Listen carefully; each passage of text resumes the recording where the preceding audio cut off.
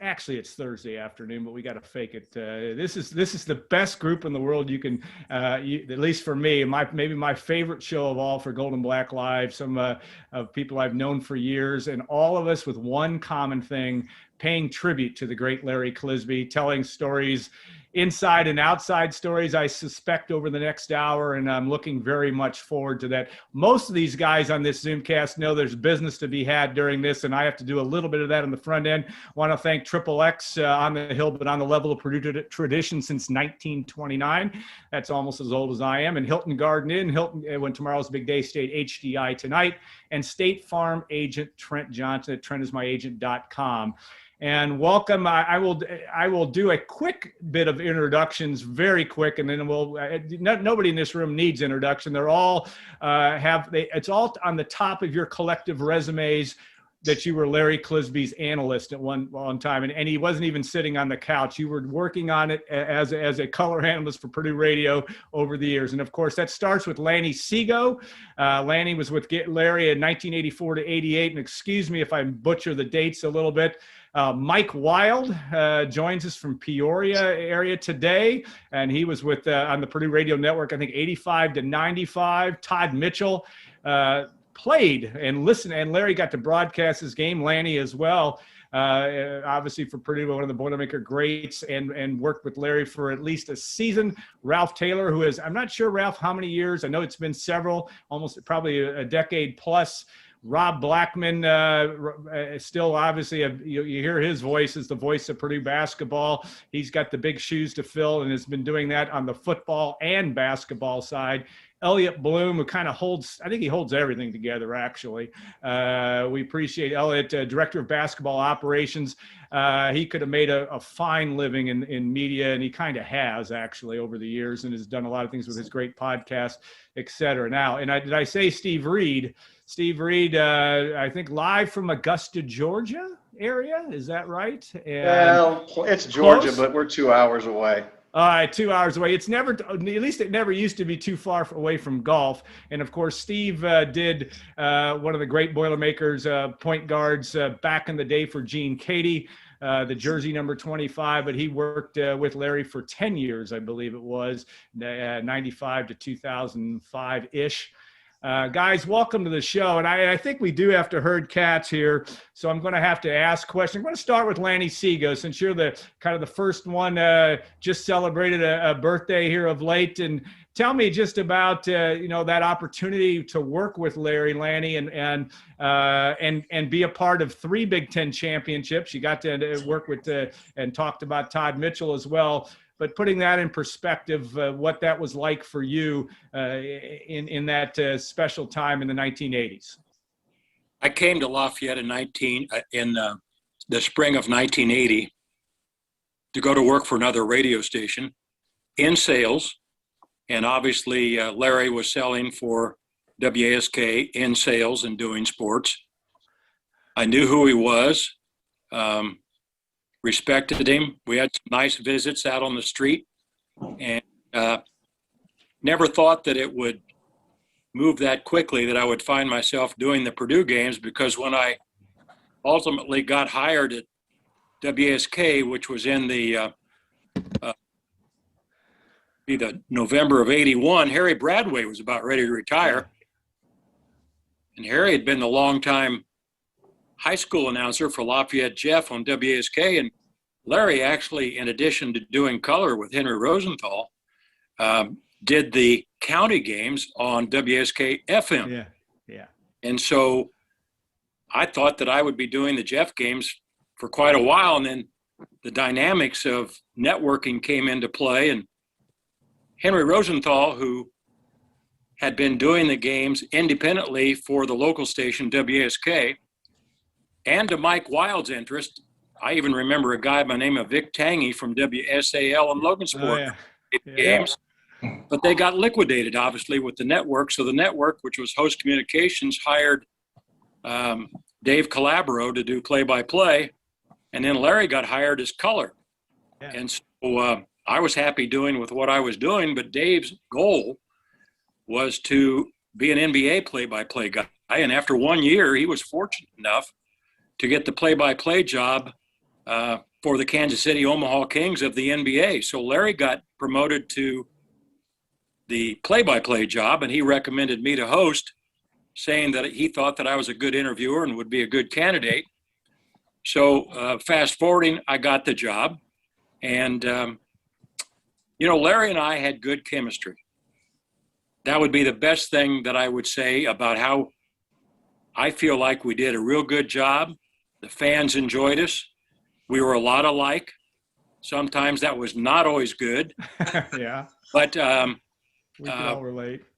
When we did a broadcast, Larry and I just kind of knew when I was supposed to step in and step out. And he wasn't dominating. And I worked with him during some troubled times for Larry personally in his personal life. And we're all like a family working in any business and the radio station. And so sometimes he was kind of surly, but I understood and survived all that. Everything smoothed out.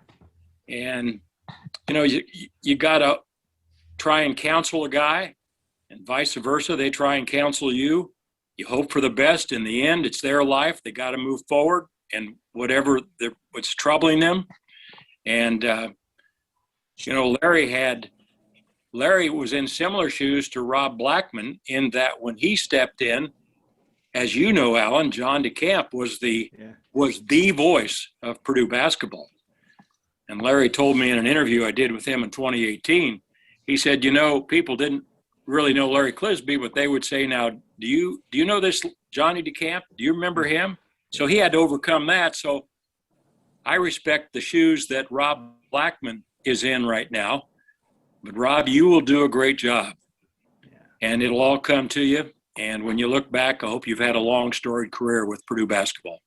Yeah, thank you, Lanny. It's funny you mentioned that. I'll just quickly interject. Yeah. When Cliz and I were talking about me taking over the role of play-by-play, he said, now remember this, Rob. I was 20 years into my role as play-by-play voice of Purdue basketball. I'd be out and about in the community and I'd say, hey, I'm the play-by-play voice of the Boilermakers. And they'd say, oh, are you John DeCamp? So I know exactly what you're saying, Lanny. Absolutely. John and Larry were a lot alike. They both liked a dirty joke. Yeah. No one told him like DeCamp, but then again, no one told him quite like Larry too. But that's true. Mike Wild, you did work with him in football as well, and obviously started kind of as the setup guy and host in addition to your sales duties, et cetera, on the network. Larry was a fun guy, and yet I think, and I had some traveling fun with Mike over the years when my years in the athletic department. But Mike, talk about that, just that relationship and what it was like for you to work with Larry, and sometimes challenging, but usually at the end of the day, you had a laugh or two. Yeah, we had a lot of laughs, and just kind of like Lanny, same thing, and I was kind of just kind of followed in Lanny's footsteps in a way, because when he went to the network, I actually came to WASK in '84 and also started doing Jeff high school games when Lanny had moved to the network. And then I ended up working with Lanny and Larry both for a few years as I was kind of the setup guy and pre-half post, and Lanny and Larry did the main broadcast, and ultimately ended up getting hired by the network and kind of always was kind of the broadcast producer, I guess, and ended up kind of running the network. But the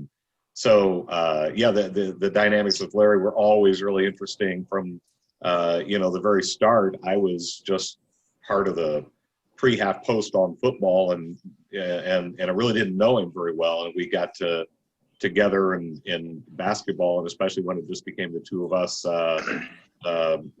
traveling, I guess I got to know him a little bit better. And like you said, Alan, some of the best memories are memories that really didn't have much to do with the games. Yeah.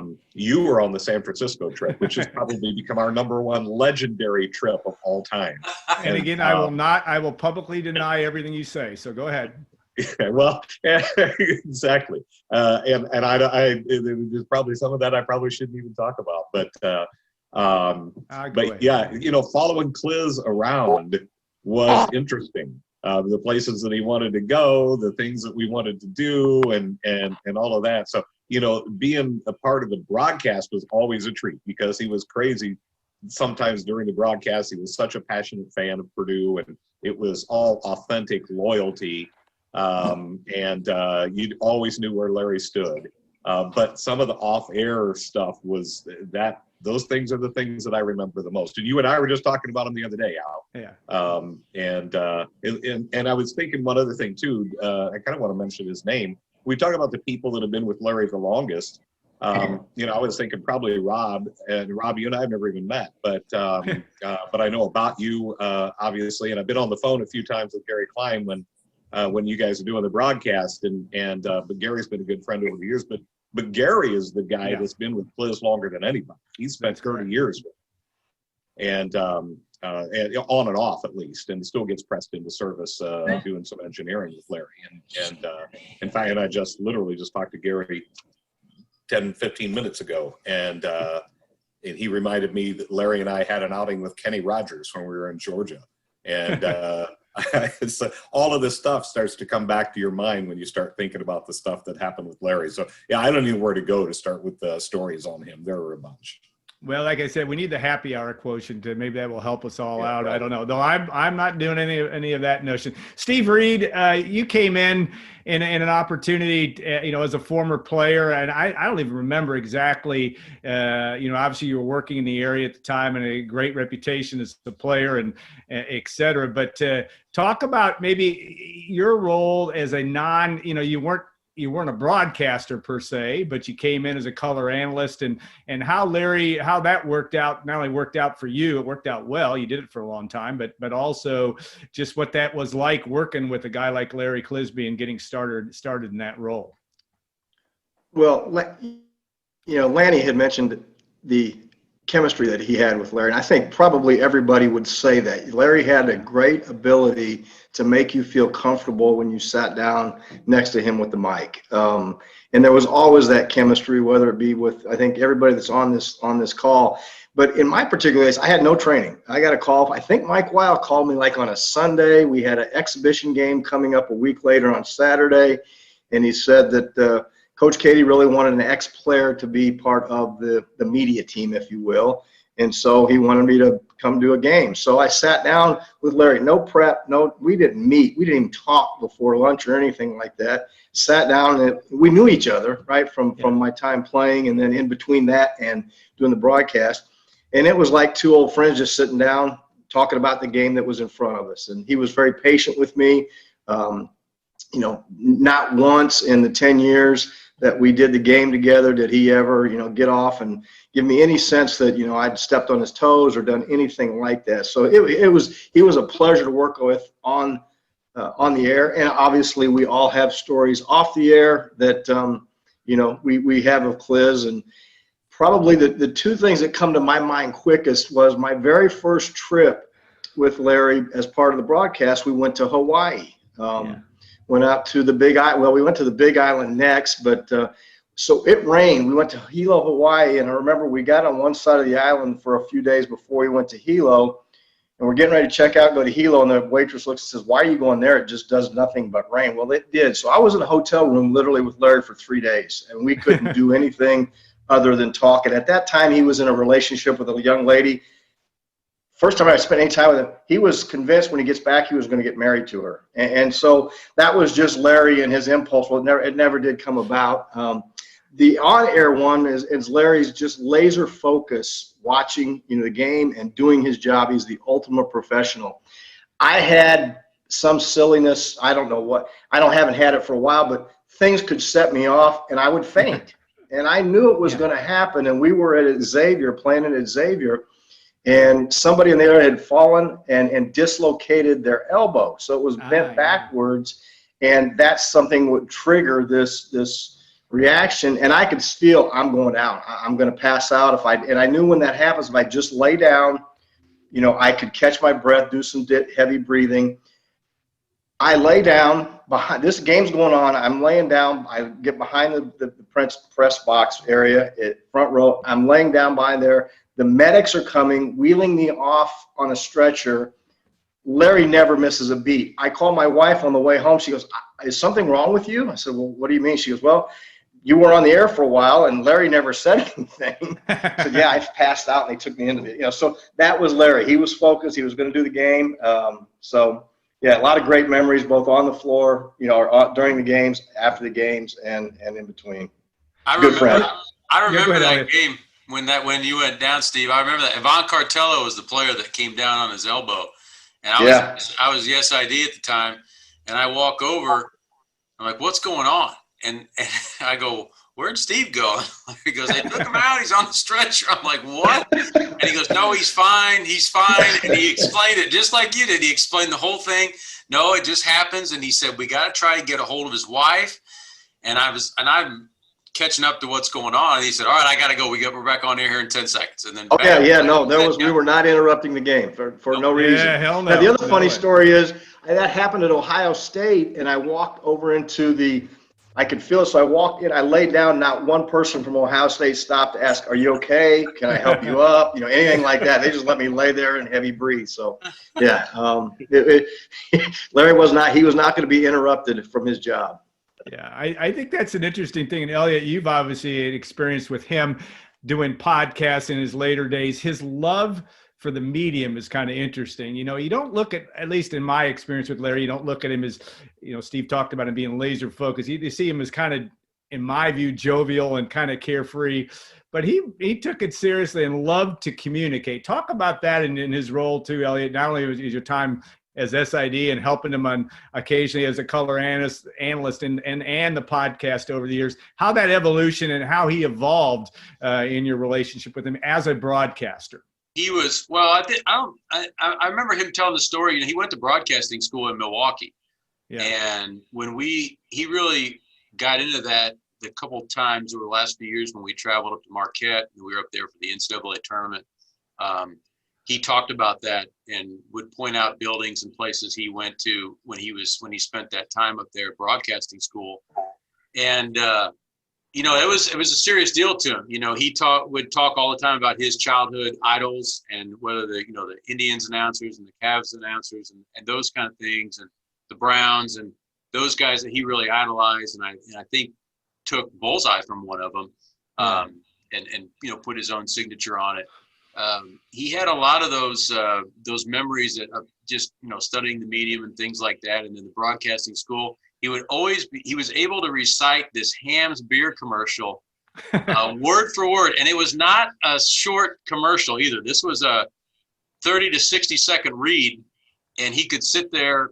We'd get him to do it probably 10 times a year. We'd be on the bus somewhere, and, myself or Coach Painter or Rob or somebody would be like, hey, Cliz, why don't you bring us out a break here? Or why don't you bring us out of this song with with a Hamm's commercial? And he'd go right into, radio announcer mode, and he'd recite this from this crystal sky blue waters comes Hamm's beer, and he'd go right into it. And it was, like I said, it was a lengthy read. It was impressive to hear. Like, if you hadn't heard it before, you were sitting around and like, man, you recall this? And it was from broadcasting school. So it was, obviously multiple decades ago. And but it gave you a little glimpse into the fact that he took all that very serious. And when we would interview people on the podcast, we had a blast doing it. We never took ourselves too serious when we did it, but we always took the guests we had seriously and wanted to get some insight. One of my favorite days doing that was when we went over to Coach Bavarian's house here in town, and that was incredible. I could have stayed there for 10 hours. We could have just told stories, but he always enjoyed that part of it. And as these guys all referenced, he always made people feel comfortable and at ease. And I think that was a real gift that he had, was he allowed, he always allowed the broadcast to breathe a little bit. He always allowed those moments for people to interject and say what they needed to. He never felt like he needed to dominate. And when you knew him off the court and away from the mic, there was a constant silliness and adolescent hijinks, which we loved and appreciated. But at the end of the day, he was really good at what he did. And I think Coach Painter's told that story a few times, that he never really heard Cliz because he was always playing and then coaching. And then when he finally got out, he was recruiting in this area when he was an assistant at Southern Illinois, and he heard him do a game. He was recruiting a kid up at Bend Central. and he heard Larry do a game, and he thought, man, he's really, really good. And then when he ran into him, he said, hey, I know this is going to sound crazy, but I never heard you before on air. He goes, man, you're really good. And he said, Cliz just looked at him and goes, well, yeah. Like, and I heard him do that. We could all picture Cliz like doing that, looking at him and go, well, yeah, dude. I mean, come on. So. That was always the thing with Cliz, is that you would expect that serious remark, or you thought you said something deep, and then he'd throw it just the opposite direction. I think that's true. Todd Mitchell, I have to tell you that Cliz told me in his later days that Troy Lewis was his favorite player. I don't know if that's true. Maybe his favorite with you and Steve having that ability to work together. But you came in the same way, obviously an all Big Ten level player, played in the NBA, had a chance to do this. What the heck got you into this for the year that you did it? And what was it like for you to come in and share that stage with Larry and that relationship that you had? Well, I think one of the biggest things was for me, coming in similar to Steve, coming in cold and having that opportunity to step in that year. Steve, I think you had some business to do the season, and my first is over in Hawaii, and so I get there, and obviously, I've had conversations with Cliz, going to games and talking to him, and so I get there, and we go out to dinner, and Cliz says, well, Todd, I think you've done it again. I said, what do you mean?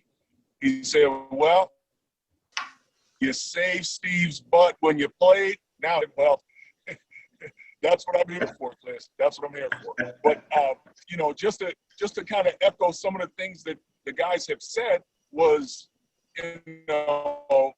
coming in as a newbie and having that opportunity, Larry was always able to find me the We're struggling with your connection, Todd, a little bit. So let's move on, and we'll come back. If you check your phone, sometimes if you got 3 bars, you can do it. But if you don't, you're going to be challenged. Get out. And the one thing that I can always remember about. Let's go ahead, Ralph, and your opportunity to work with Larry, obviously also as a former player, but not someone that was under Larry's. You were in the John DeCamp days in the Final Four back in 1969 as your senior year. Talk about your role as you came in and the opportunity to work with Larry and with Rob, and in Larry's later days, what that was like for you. I guess, first of all, my initial beginning was much like what Todd and Steve described. And I can remember coming to I think it was the tip-off basketball dinner, and it was going to be my first opportunity to meet Cliz and Rob and Wes Scott, the engineer. So I'm thinking I'd ask Cliz, when do we have our rehearsal where we could, figure out how to do things. And so I asked Cliz, I said, well, when do we have our first rehearsal meeting? And he looked at me and he said, well, we'll have it in 3 days. I said, well, that's our first game. He said, yeah, I know. So that was kind of like my introduction. And, I think it was one of the best experiences I'd ever had. I kind of thought I was through with, working, and I was looking for a retirement. Then when Steve moved to, I think Steve moved to South Carolina. I got a call from Roger Blaylock. Okay. Would I be interested in considering doing color for Purdue men's basketball? And I thought, I wouldn't mind doing that. And it turned out to be one of the best decisions I ever made. And I was just very fortunate to work with Clisby, Blackman, and Wes Scott. And always remember Clisby as someone who, off the top of his head, he could recall a game, the time, score, and place that may have happened 15, 20 years ago without hesitation. And my recall was maybe good from maybe 2 games ago. And this guy go back 20 years without any notes and automatically know time, score, place, and what happened. And he was just really a true professional. Rob, obviously, and as Lanny pointed out, and others have pointed out, you're wearing the shoes now, and with you and Bob Riddell having the opportunity to carry on, you obviously, and there's so many on this call that were close to Larry in his last days, and as he dealt with his own illness. But tell us about not only that, but just that role of Larry keeping his sense of humor the best he could during that time, and also knowing that the legacy of not only what he did, but that Purdue broadcast, I have a sense, was very, very important to him. Yeah, and he did have a great sense of humor, even in those last few days, quite frankly, Alan. I'm glad you actually phrased it that way. Yeah. I used to always tease with him. I was with him for 16 years, right? Yeah. And I would always tease with him, Cliz, you're getting kind of old, partner. It might be time for you to step aside. Maybe it's time for me to take over. And he'd always say, "Oh, Rob, I'm going to live till I'm 150. You'll never get this job." And then I would, of course, jokingly say something like, "Well, when I put some rat poison in your breakfast on our next road trip, we'll see." But he always had a great sense of humor about that. And not only did he have a good sense of humor about it, but he also understood that look, I was next in line to be the next play-by-play guy for Purdue. And he was always so kind to me about that. And he understood that, hey, you're the next guy here. And if there's such a way, or if this is the right word, but, he was kind of grooming me. He really was, and talking about some different things along the way over the last few years. The problem, of course, was I wasn't smart enough to figure it out in the last few years. He was actually grooming me to be his replacement. But he was so kind to me. And, look, it's not easy to be kind to someone who ultimately is the guy that's going to take your job, right? But he was so good to me, and as I said, helped groom me and kind of helped get me ready for this particular position that I'm in now. And as I tell people all the time, Alan, I'm not the play-by-play voice of Purdue basketball right now if it's not for Larry Clisby. If it wasn't for his blessing, it would be someone else. It wouldn't be Rob Blackman. So the fact that he had enough confidence in me and that he signed off on me, and he felt, good enough about me to be the guy that could take over his job and hopefully continue his legacy. That means an awful lot to me, obviously, and I'll forever be grateful, because, as I said, if it's not for the Cliz, Rob Blackman is not on this call right now. I can promise you that. All right, we're going to take a short break here. I want to prime your memories now for Larry's most. He talked about Abraham Lincoln his day. He's been a philosopher. I want you guys to come up with some of your favorite Larry Clisby's words to live by philosophies, and whether they're funny or not, which they probably are. And we'll look forward to doing that when we take a short break. We'll be back in a couple minutes on Gold and Black Live.